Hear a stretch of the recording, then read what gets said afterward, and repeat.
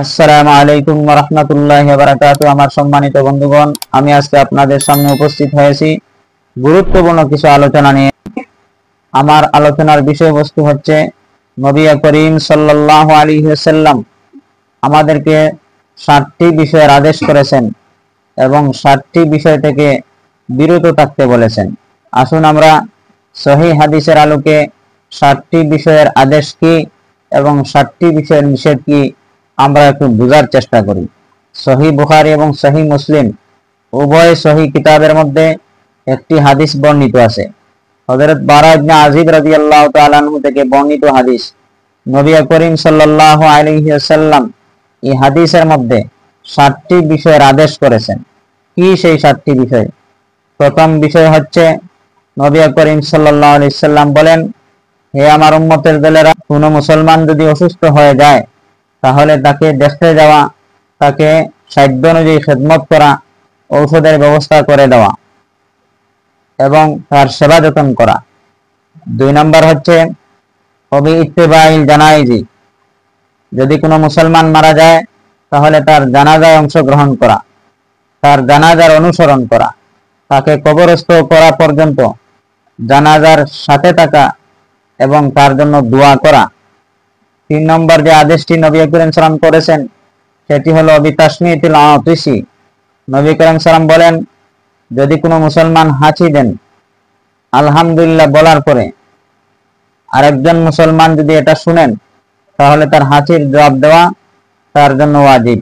4 নম্বর যে বিষয়টি নবী করিম সাল্লাল্লাহু আলাইহি সাল্লাম আমাদেরকে আদেশ করেছেন সেটি হচ্ছে ইজাবাতিদ দাঈ। কোনো মুসলমান যদি কোনো মুসলমানকে দাওয়াত করে তাহলে তার দাওয়াতের সাড়া দেওয়া, তার দাওয়াতকে কবুল করা নবী করিম সাল্লাল্লাহু আলাইহি সাল্লামের আদেশ। 5 নম্বর যে বিষয়টি নবী করিম সাল্লাল্লাহু আমাদেরকে আদেশ করেছেন সেটি হচ্ছে ইফশাইস সালাম, সালাম করা। এক মুসলমান আরেক মুসলমানকে সালাম দেওয়া, সালামের জবাব দেওয়া। অপর এক হাদিসে নবী করিম সাল্লাল্লাহু আলাইহি সাল্লাম বলেন, আফসুস সালামা বাইনাকুম, হে আমার সাহাবায়ে কেরামগণ, তোমরা সালামের প্রচার প্রসার করো, সালামের প্রচার প্রসার করো। নবী করিম সাল্লাল্লাহু আদেশ হচ্ছে এক মুসলমান আরেক মুসলমানকে সালামের প্রচার করবেন।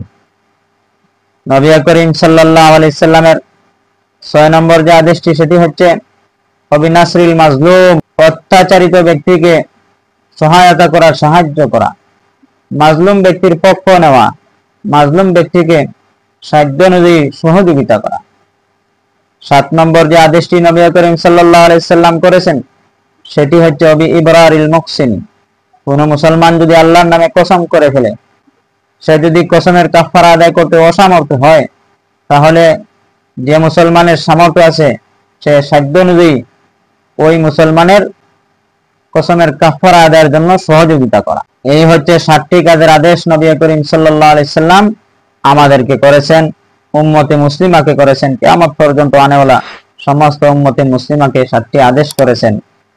আর নবী করিম সাল্লাল্লাহু আলাইহি সাল্লাম 7টি বিষয় থেকে নিষেধ করেছেন, কে আমাদেরকে অবশ্যই বিরত থাকতে হবে। নবী করিম সাল্লাল্লাহু আলাইহি সাল্লাম বলেন, আন খাওয়াতিমিজ যাহাবি, স্বর্ণের আংটি পরিধান করা। বিশেষভাবে পুরুষদের জন্য স্বর্ণ ব্যবহার করা তো নিষিদ্ধই, কিন্তু স্বর্ণের আংটি ব্যবহার করাটা পুরুষদের জন্য নিষিদ্ধ। কোন মুসলমান পুরুষরা স্বর্ণের আংটি ব্যবহার করতে পারবে না। 2 নম্বর যে নিষেধ নবী করিম সাল্লাল্লাহু করেছেন সেটি হচ্ছে ওয়ানি শুরবি ফি আনিয়াতিল ফিজ্জাতি, রূপা দিয়ে যদি কোনো পাত্র বানানো হয় সেই পাত্রের মধ্যে খাওয়া দাওয়া করা, সেই পাত্রটি ব্যবহার করা নবী করিম সাল্লাল্লাহু আলাইহি সাল্লাম নিষেধ করেছেন। 3 নম্বর যে নিষিদ্ধ বিষয়টি আমাদের প্রিয় নবী হযরত মুহাম্মদ সাল্লাল্লাহু আলাইহি সাল্লাম নিষেধ করেছেন সেটি হচ্ছে ওয়ানিল মায়াসিরি, নবী করিম সাল্লাল্লাহু আলাইহি সাল্লাম তুলতুলে নরম রেশমি কাপড় ব্যবহার করতে নিষেধ করেছেন। মুসলমান পুরুষদের জন্য সম্পূর্ণ নিষেধ। 4 নম্বর যে বিষয়টি নবী করিম সাল্লাল্লাহু আলাইহি সাল্লাম নিষেধ করেছেন সেটি হচ্ছে ওয়ানিল কাসসি, নবী করিম সাল্লাল্লাহু আলাইহি সাল্লাম মিশরীয় এক ধরনের রেশম মিশ্রিত কাপড় সেটি ব্যবহার করতে নিষেধ করেছেন। ওয়ান লুবসিল হারিরি, নবী করিম সাল্লাল্লাহু আলাইহি সাল্লাম পাতলা রেশমি কাপড় ব্যবহার করতে নিষেধ করেছেন। ওয়ানিদ দিবাজি, নবী করিম সাল্লাল্লাহু আলাইহি সাল্লাম মোটা রেশমি কাপড় ব্যবহার করতে নিষেধ করেছেন। ওয়ানিল ইস্তাবরাকি, নবী করিম সাল্লাল্লাহু আলাইহি সাল্লাম অলংকার মিশ্রিত খাঁটি রেশমি কাপড় ব্যবহার করতে নিষেধ করেছেন। এখন আসুন, এই যে 7টি বিষয়ের আদেশ নবী করিম সাল্লাল্লাহু আলাইহি সাল্লাম আমাদেরকে করেছেন, কিয়ামত পর্যন্ত আনেওয়ালা সমস্ত উম্মতে মুসলিমাকে করেছেন, এবং 7টি বিষয় থেকে বিরত থাকতে বলেছেন আমাদের প্রিয় নবী সাল্লাল্লাহু আলাইহি সাল্লাম। আদেশ এবং নিষেধ, এই মোট 14টি বিষয় নিয়ে আমরা একটু পর্যালোচনা করি। আমাদের প্রিয় নবী হযরত মুহাম্মদ সাল্লাল্লাহু আলাইহি সাল্লাম যে বিষয়ের আদেশ করেন, এই আদেশ সম্বলিত বিষয়টি সাধ্য অনুযায়ী এর ভিতরে থাকে। অর্থাৎ যদি কোনো মুসলমান সে বিষয়টি তার সাধ্যের ভিতরে হয় তাহলে সে পালন করবে, সাধ্যের বাহিরে হলে সে পালন করতে হবে না। আর নবী করিম সাল্লাল্লাহু আলাইহি সাল্লাম যে সমস্ত বিষয়ের নিষেধ করেন, সেই সমস্ত বিষয় অবশ্যই বিরত থাকা একজন উম্মতে মুসলিমার জন্য জরুরি। যেমন আমরা একটি হাদিস থেকে বিষয়টি পরিষ্কারভাবে বুঝে নেই।